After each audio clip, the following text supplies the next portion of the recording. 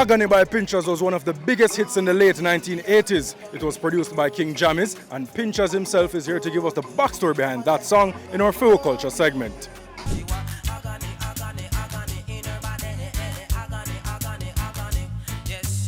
Agony, released in 1987, produced by Jammies.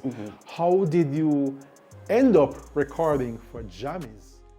Actually, I've been to Jammies before, before the Maxwell Avenue. There's a guy called Danny Gustavus took me to Jammies early out.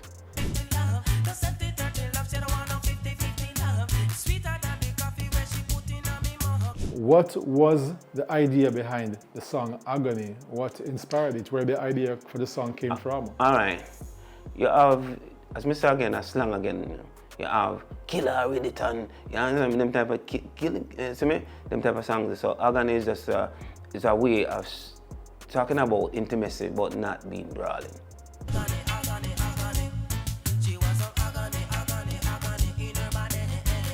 When you were recording Agony, did you get the feeling then that Agony would have been a big hit? Yeah, because you got in that studio you have, well, like, you have established artists there.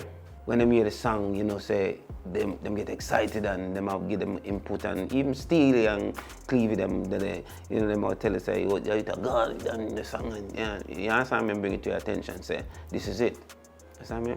And then a string of songs, called Jammies and start feeding with the tracks them.